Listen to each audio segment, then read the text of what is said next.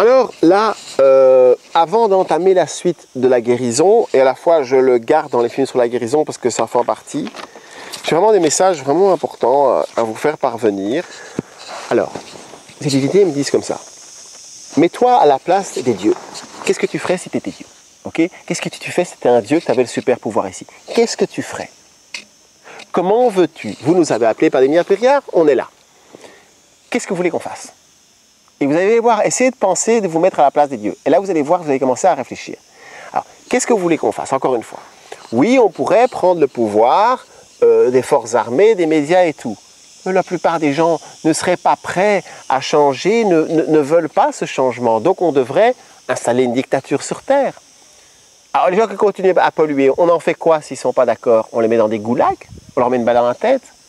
Non, moi, j'ai pas envie de faire ça. La famille Lumière, ils n'ont pas envie de faire ça.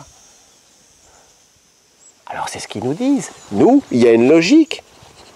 Vous voulez rester dans votre truc sadomaso, en prétendant aimer les enfants, dans ce non-sens incroyable, c'est votre droit.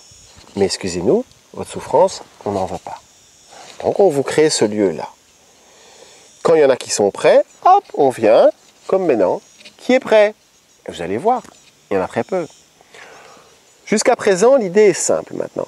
Comprenez bien. Pour créer l'humanité nouvelle, c'est simple. Il faut un groupe d'à peu près 12 personnes qui vont être les gardiens. 12-13 personnes qui vont être les gardiens. OK? Qui seront des espèces de dieux de cette nouvelle humanité, chapeautés par des dieux plus puissants, plus conscients. Il peut y avoir, l'idéal, ça serait qu'il y ait 144 000 participants. La famille Lumière ne demande qu'une chose, c'est d'essayer de convaincre toute la création, mais visiblement la création est bien faite, et comme il y a chaque fois des nouvelles âmes, les nouvelles âmes, c'est quoi? Il faut qu'elles apprennent. Et donc, encore une fois, je reviens à ces dieux. Qu'est-ce que vous voulez qu'elles fassent? Allez, utilisez votre intelligence, réfléchissez, mettez sur pause, et dites-vous, allez, mettez sur pause, ok, vous réfléchissez, voilà, vous avez réfléchi. Et donc, qu'est-ce que vous voulez qu'ils fassent? Alors quoi? Donc, on ne peut pas passer à une dictature, donc on oublie. Mais donc, c'est tout dit, c'est tout. Ils disent que l'autre solution, il n'y en a qu'une.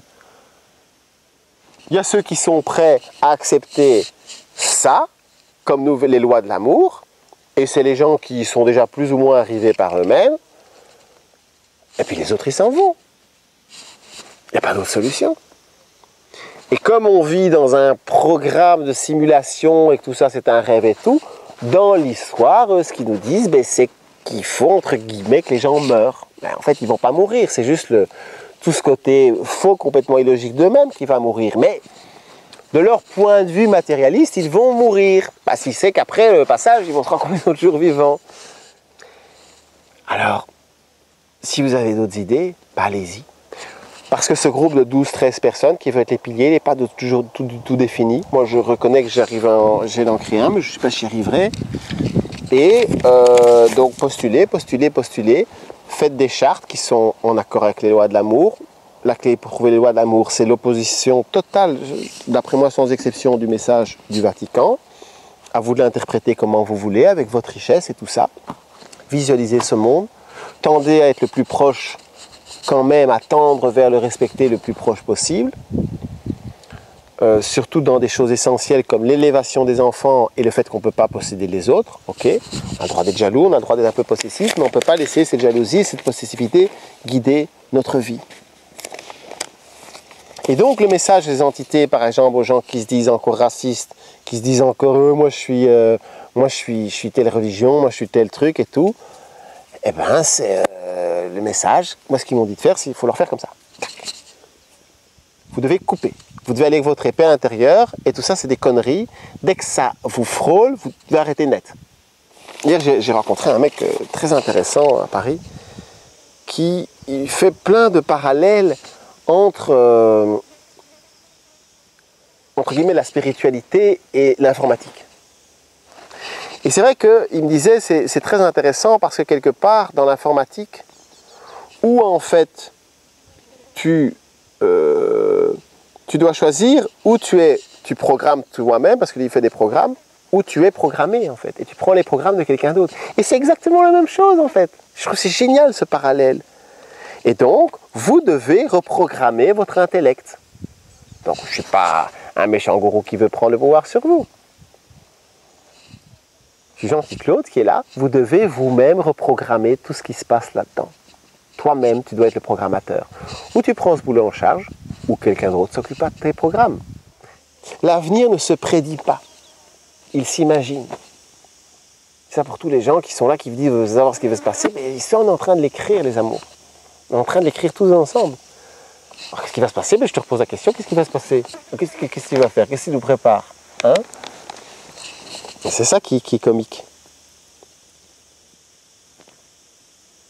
Si vous avez des petits commentaires à faire les vidéos, ou si vous avez des petites interventions, vous aimeriez bien une vidéo, entre guillemets, comme si je vous invitais à parler 1 ou 2 minutes, mais max 3 minutes, je propose que vous fassiez des petits films et vous les envoyez par mail à claudetrax@hotmail.com.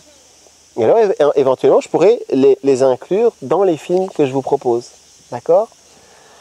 Et encore une fois, si vous vibrez à fond avec tout ça, contactez-moi et rencontrons-nous. Parce qu'en gros, voilà, juillet-août, c'est vraiment maintenant. Après, 1er septembre, on va passer à autre chose. Je ne dis pas que c'est la fin du monde, c'est pas ça. Mais nous, on passe tout à fait à autre chose, quoi. Donc pour nous, on a tous cet été à essayer de retrouver des êtres qui vivent là-dessus et voir jusqu'à quel point on peut collaborer.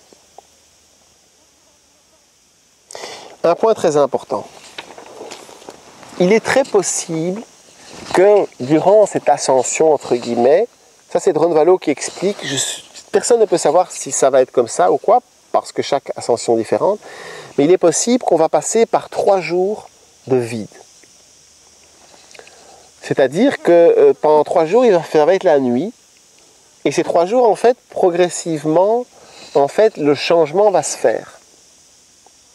À savoir que ce que Drone Valo il propose, c'est de se mettre par exemple dans un tipi ou dans une yourte, en tout cas dans une grotte, mais dans un environnement le plus naturel possible. Pourquoi? Parce qu'en fait, après l'ascension, tout ce qui n'est pas en accord avec les lois divines, les lois de la nature, sera retransformé dans sa matière de base.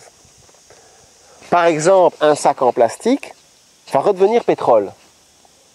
Donc si vous êtes dans un tipi où quasi tout est naturel, pas de souci. Mais attention, même les cordes doivent être naturelles, parce que sinon elles vont fondre, le tipi va tomber. Vous comprenez la logique de la chose? On retourne dans les lois de l'amour. Donc c'est pour ça que l'idéal c'est dans la nature. Et si vous n'êtes pas trop préparé, comme je crois que personne n'est préparé, même moi, à voir encore une fois toutes les entités avec vos yeux, comme je vous la raconterai dans cette légende Cherokee là, des 13 premiers jours de 2013, ça c'était dans le film sur qu'est-ce qui va se passer en 2012, eh bien,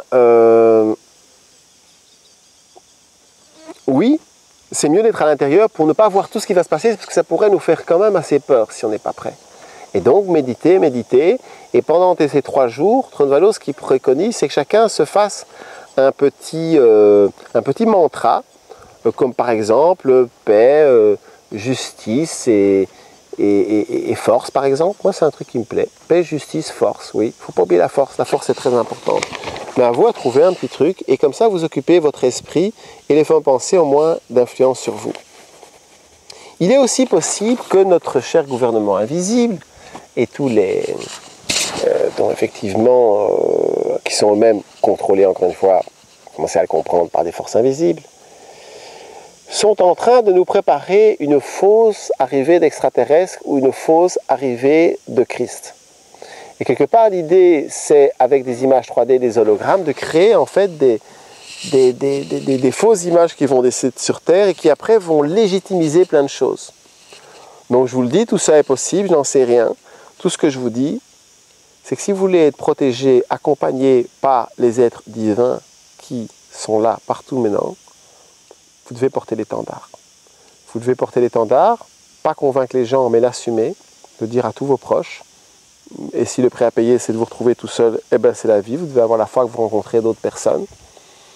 Alors, donnez un peu d'attention, un peu d'énergie aux gens qui sont dans le réseau, ça va, mais vous devez vraiment choisir votre camp. Mais tous les autres qui disent « je n'ai pas le choix, je dois bien gagner ma vie, je dois bien avoir de quoi manger », eh bien si, je vous réponds, vous avez le choix. Et déjà la plus grande blague sur Terre, je vous dis, il n'y a pas besoin de manger.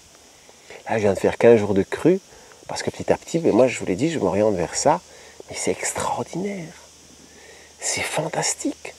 Quand on a des moments comme ça avec le ventre vide et qu'on est bien, qu'on est heureux, Mais c'est fantastique. Alors en fait, moi, voilà, j'ai décidé que je mangeais cru pendant 1 mois ou 2 pour préparer mon corps.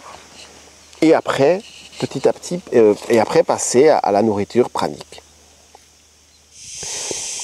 Et donc, quand je vous disais que le complot, il est international, et pour être plus précis,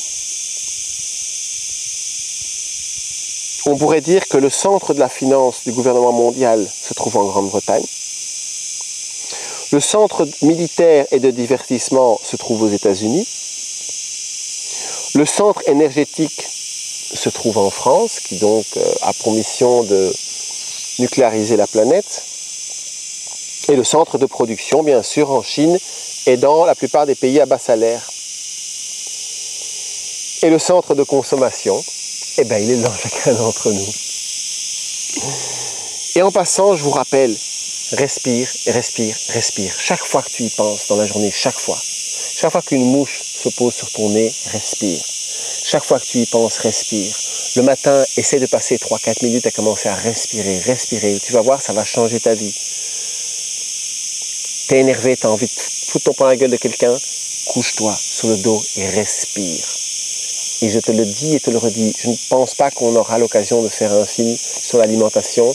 Tout se trouve sur mon site, il y a un onglet sur l'alimentation. Tu n'y arriveras pas si tu manges du sucre tous les jours. Exceptionnellement, c'est possible.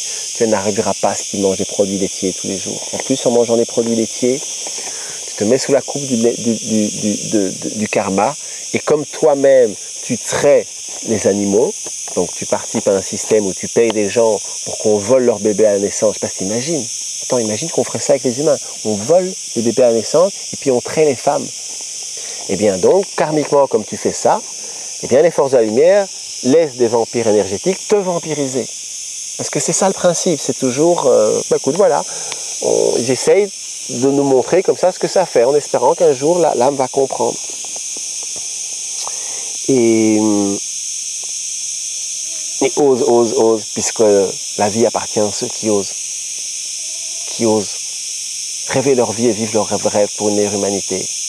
Et tous les autres travaillent pour eux en fait. Alors, ose. Et face à toutes ces tentations, résiste. Prouve que tu existes. Va, refuse ce monde égoïste. Résiste, existe. Alors, restez branchés et n'oubliez pas de m'envoyer vos petits films. À tout de suite.